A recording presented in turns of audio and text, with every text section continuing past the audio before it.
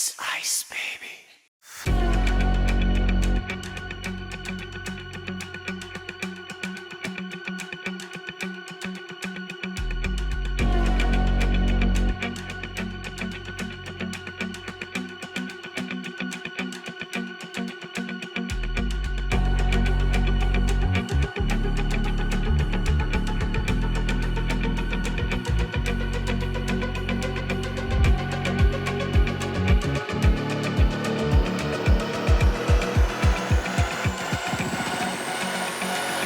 Allow me to break the ice. My name is Freeze. Learn it well.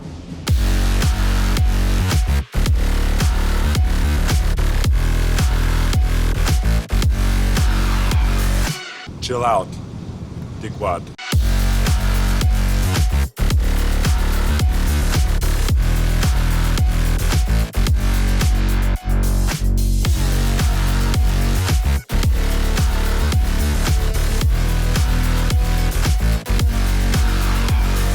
What's up everybody, welcome back to the channel and another Outriders video. And this is probably the most pyromancer, technomancer that I've ever built in my life.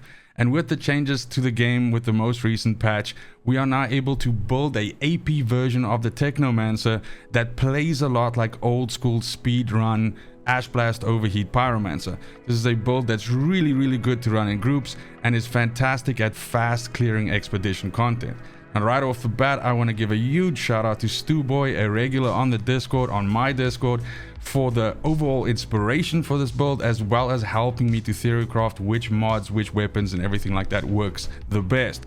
Now you can join the Discord if you haven't already by following the invitation link in the description of this video. And the original Stewboy version, the chill pill of this build, is available on the Discord there as well as Stewboy being available there if you have any questions specifically about his version. So the main aim of the game here is cold snap usage, and you want to be using this skill as much as possible because we have a mod called Ice Ice Baby, which deals massive amounts of damage to enemies that are already cold snapped.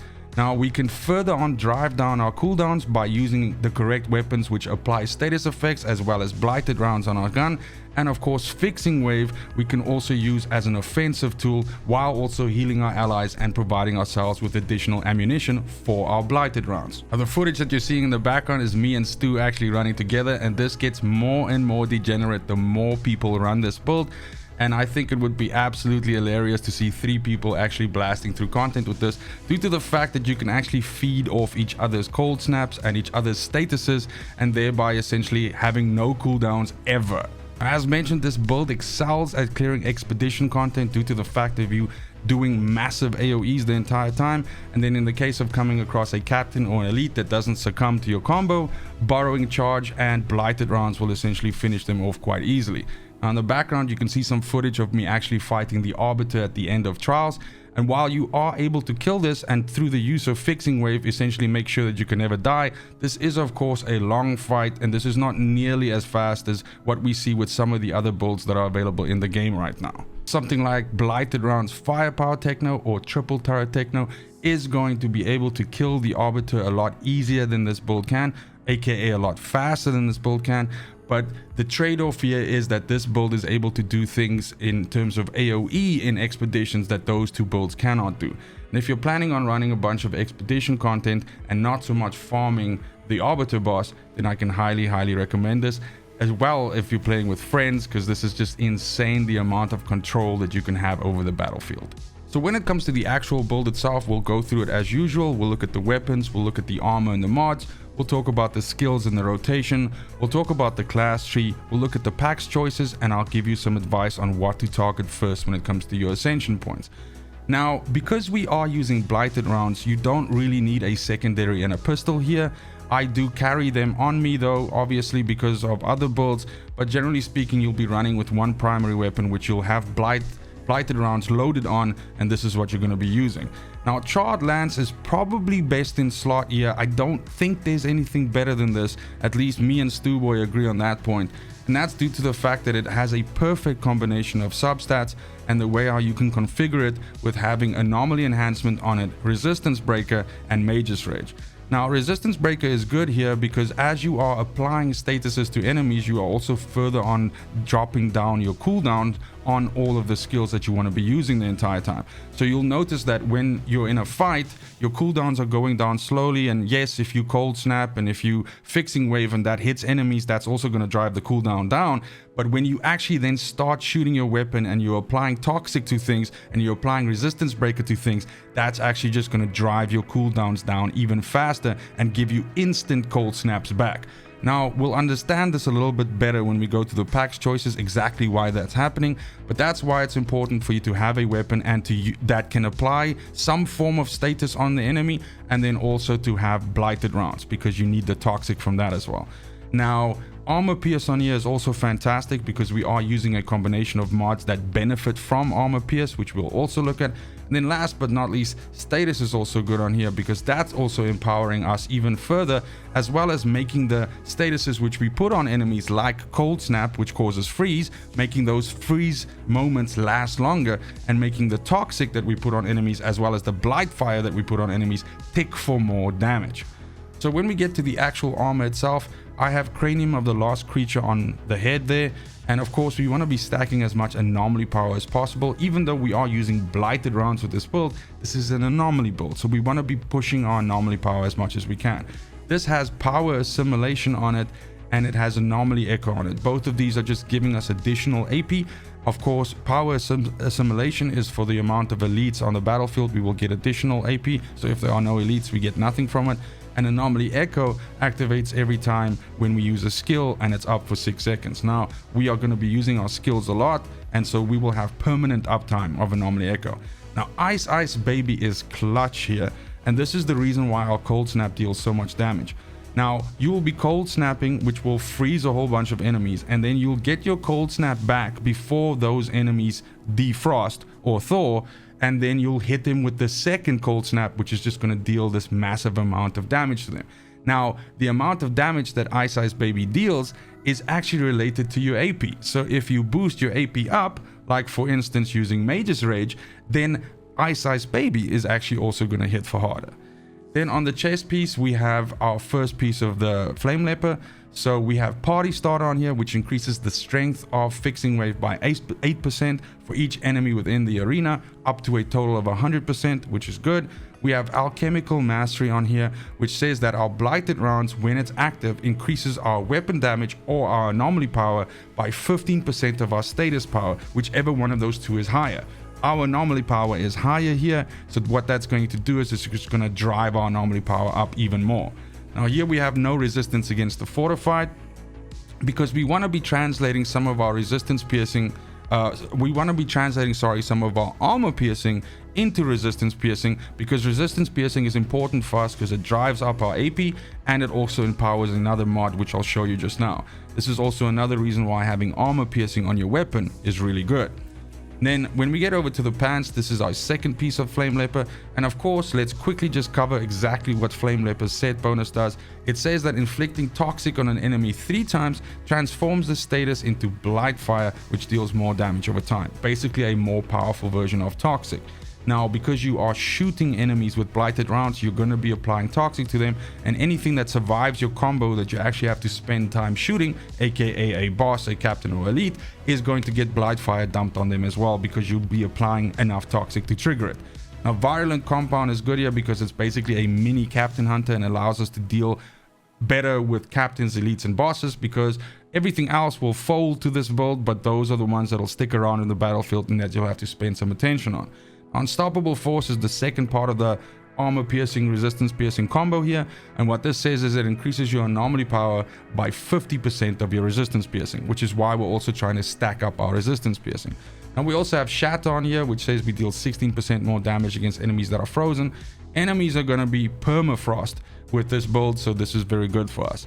On the hands, we have Techmonger gloves, and specifically here we have Captain Hunter, which we again, so we can deal with captains, elites, and bosses better. We have Radical Therapy on here, which helps us to deal 8% more damage against enemies that have toxic on them, which they will because you're shooting them with blighted rounds. And then we have Long Winter here, which increases the radius of Cold Snap by 50%. Now, I think Long Winter, personally, in my opinion, is also clutch and very necessary for this build, because again, you want to really capitalize on your cold snaps, both in terms of the reach of the cold snap as well as the potential damage that you can get from it with Ice Baby. Now, then we have our third piece of the Flame Leper over here, and we have Bad Medicine, which essentially weaponizes our fixing wave and allows us to, every time when we trigger a fixing wave, a pulse will shoot out from each player, you and all of your allies, which will inflict toxic and damage to enemies for every % of overheal when you hit them with the fixing wave. So because you're going to be fixing waving is that even a word, so much, you'll definitely be causing massive overheals, and so you'll just have additional ways of essentially spreading toxic. Now, Toxic Piercer on here is really good for us because it actually increases the effectiveness of Toxic by 100% of your resistance piercing. And once again, we are stacking resistance piercing as much as we can, so this is going to give us 51% more effectivity in terms of Toxic. Last but not least, we have Quartermaster on here, which is our reload mechanism. So for us to keep blighted rounds up on our double gun the entire time, we will be using Quartermaster, the mod, which every time we're fixing wave, it will refresh our magazine. Now, I think there's a couple of different mods here which could probably improve this build, and look for me potentially releasing an update for this build down the line. Specifically, Power Assimilation would be maybe something that I would consider swapping for another additional damage to Toxic, for instance, so the 16% version, which would just help our damage profile even a little bit more.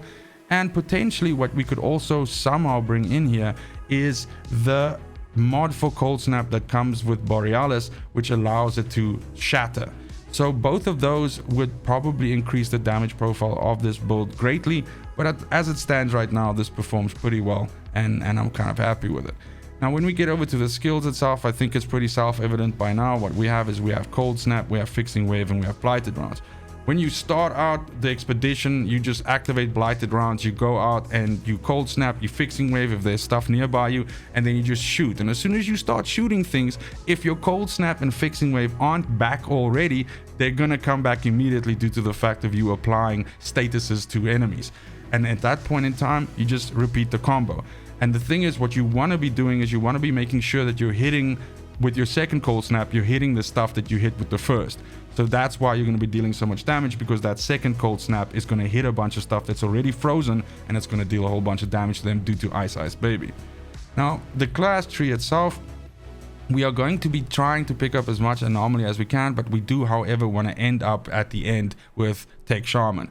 So we are going to travel down here, we're going to get ourselves some more resistance piercing, we're going to get Anomaly Power, we're going to give ourselves some Toxic Afflicted to enemies last 30% longer, and we're going to get another Anomaly Power node here.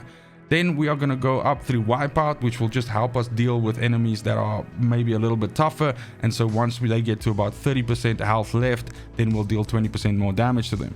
We will pick up some additional damage to Frozen here. We will go along the line here, and we will get Exposing Frost as well as its sister node marked for execution, which means that every time when we afflict freeze on something, we give it vulnerable as well, and that vulnerability is increased by 40% due to the fact of us picking up marked for execution. We go further down the line here and we get Doctor of Medicine, which increases our healing by 20% for us and our allies. Basically, you are going to make sure that nobody ever dies, because you are providing so much healing and so much overhealing to your allies that it's basically, I would say, impossible for them to die. Although, I mean, I suppose nothing is impossible. Last but not least, we get Overclocked, because that gives us two important things. First of all, it gives us a Phoenix-like effect to come back if we somehow manage to die, which can sometimes happen when you fight the second Arbiter in Trials, just due to the fact that if you are messing up in his AoE phase, he could be dealing a lot of damage to you, so this could help you survive that if you miss hitting Fixing Wave at the right time or something like that. And then also the other reason why we have this is it provides a ramp effect for us with our Anomaly Power and our weapon damage for 10 seconds whenever we use Cold Snap and whenever we use Fixing Wave. So we'll basically have that up at all times as well. Now with the PAX tree, and the reason why we're able to deal with bosses, captains and elites with relative ease is because we're going bottom tree and we're picking up Borrowing Charge.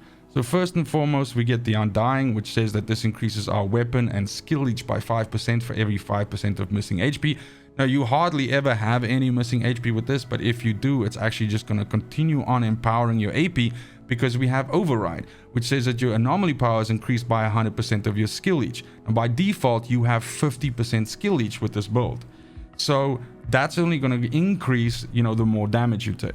We also take Apothecary, which says that you pulse every 5 seconds, healing all players within a 25-meter radius for 2% of all damage done by you between each pulse. So again, this is just another way in which you are healing and keeping your allies up. Hastened Influence is the node which is helping us by driving down cooldown so much. So this says that it reduces the remaining cooldown of one of your skills by 1 second, and this was the change that was made with the latest patch. For every status removed by you or applied to an enemy by any player. And this is also why this build is so degenerate if you run with others that run this as well, or basically any other class that is applying statuses to enemies. That's just going to empower you even more. So that then finally brings us to Burrowing Charge, which says that critical shots on enemies inject them with an explosive charge for 5 seconds, which deals 250% of anomaly power as damage when the next critical shot is taken. So if you keep critting on an enemy, you'll notice like you'll start taking big chunks out of their life, and that's essentially as Burrowing Charge is triggering and doing its damage every time. Now this combines with the ramp up effect that we get with Mage's Rage very well, because you're actually going to be driving up your AP, which will drive up these explosions. And another change that came with the patch is that this cooldown was also dropped from 5 seconds to 3 seconds, which means Burrowing Charge will now trigger more often. And last but not least, looking at the Ascension tree, you of course want to be filling out your anomaly side as soon as possible, starting with anomaly damage as your first choice. Then you can pick up all the rest, like additional status, additional skill leech, additional resistance piercing and armor piercing, as well as just flat out anomaly power. And then you can start filling out the rest of the stuff. Cooldown reduction is a good idea. Additional damage against elites is a good idea. Less damage from elites is a good idea for survivability. And of course, you can pick up some of these additionals here if you want more health and armor and that sort of thing. And that's it for the video as well as the build. I had a lot of fun playing this alongside Stewboy while we were recording the footage and discussing it, and I had a lot of fun building and theory crafting this. And just overall, this is the kind of way, you guys know I'm a pyromancer at heart, so this is the kind of way how I like to play Outriders. I like to do expeditions real nice and fast while running around and having a good time, and this build certainly does cater for that. Let me know in the comments down below how you would change this if you're planning on building this, or any other things that you would do to improve this build and make it more disgusting. Also, let me know what else you're looking for in terms of builds for the Technomancer. I got a few coming out this week, and I want to make sure that I'm getting the ones that you guys really want to see. But that's it for the video. Thank you again. It's just super important to me that you have a fantastic morning, afternoon, and evening wherever you are in the world. And until next video, fucking cheers. They want the best of me now, best of me now, best of me now, best of me. They want the best of me now, best of me now, best of me now, best of me.